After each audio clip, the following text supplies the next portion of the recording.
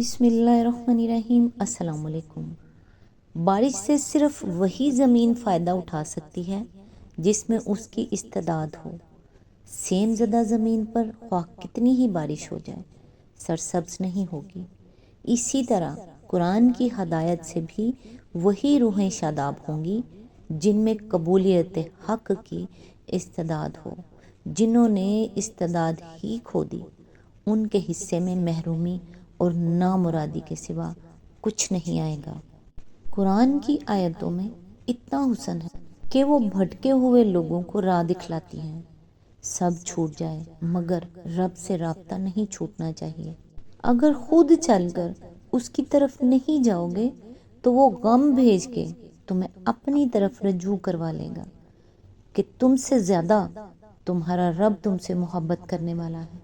تو لوٹ آؤ اپنے رب کی طرف کہ دلوں کا سکون اللہ ہی کے ذکر میں ہے۔ اللہ تعالیٰ سے دعا ہے، اے رحمان و رحیم ہماری مدد فرما، تجھ سے بہتر کوئی مددگار نہیں۔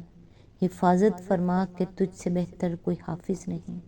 سیدھا راستہ دکھا کہ تجھ سے بہتر کوئی رہنما نہیں۔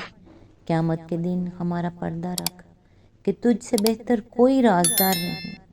ہماری دعا قبول فرما لے کہ تجھ سے بہتر کوئی سننے والا نہیں۔ اللہ پاک ہمیں اور ہمارے اہل و عیال کو تا حیات تندرست سلامت شاد و آباد رکھے اور سلامتی عطا فرمائے، آمین ثم آمین۔ آج انشاءاللہ سورہ الحدید کی آیت نمبر 28 سے سٹارٹ کریں گے۔ اس کا ترجمہ اور تفسیر تفہیم القرآن سے بیان کروں گی جو اہل سنت جماعت کے لیے ہے۔ اعوذ باللہ من الشیطان الرجیم، بسم اللہ الرحمن الرحیم۔ اے لوگو جو ایمان لائے ہو، اللہ سے ڈرو اور اس کے رسول محمد صلی اللہ علیہ وآلہ وسلم پر ایمان لاؤ۔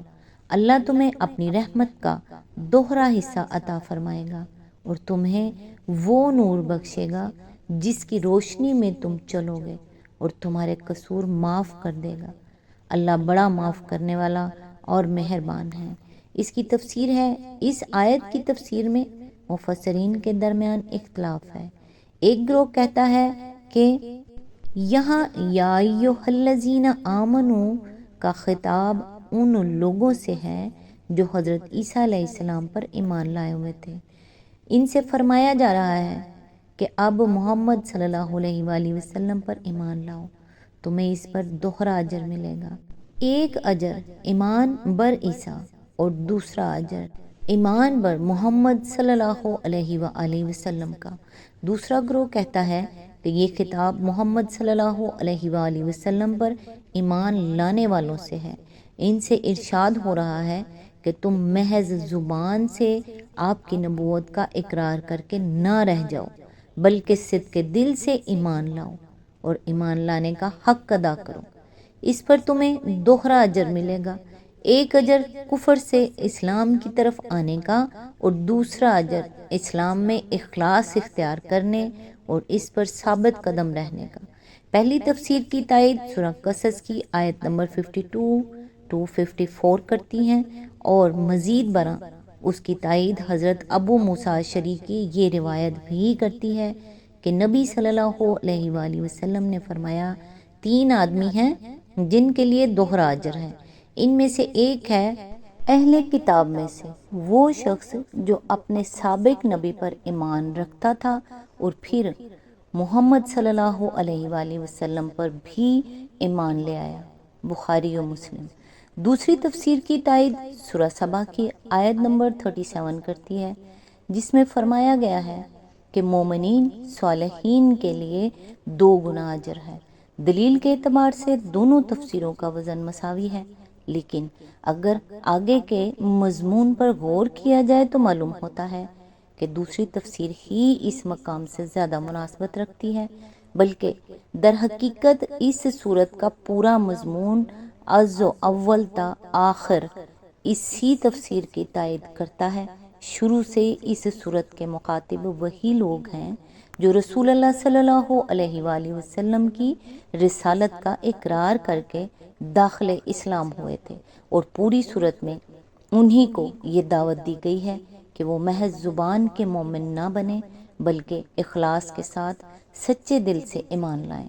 اسی آیت کے ضمن میں آگے فرمایا، یعنی دنیا میں علم و بصیرت کا وہ نور عطا فرمائے گا جس کی روشنی میں تم کو قدم قدم پر صاف نظر آتا رہے گا کہ زندگی کے مختلف معاملات میں جاہلیت کی ٹیڑھی راہوں کے درمیان اسلام کی سیدھی راہ کون سی ہے، اور آخرت میں وہ نور بخشے گا جس کا ذکر آیت نمبر 12 میں گزر چکا ہے۔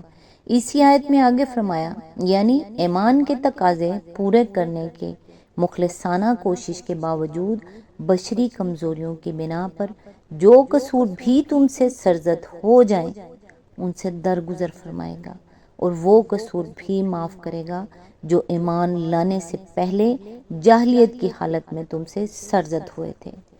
آیت نمبر 29، تم کو یہ روش اختیار کرنی چاہیے تاکہ اہل کتاب کو معلوم ہو جائے کہ اللہ کے فضل پر ان کا کوئی اجارہ نہیں ہے، اور یہ کہ اللہ کا فضل اس کے اپنے ہی ہاتھ میں ہے، جسے چاہتا ہے عطا فرماتا ہے، اور وہ بڑے فضل والا ہے۔ سورہ الحدید یہاں مکمل ہوئی۔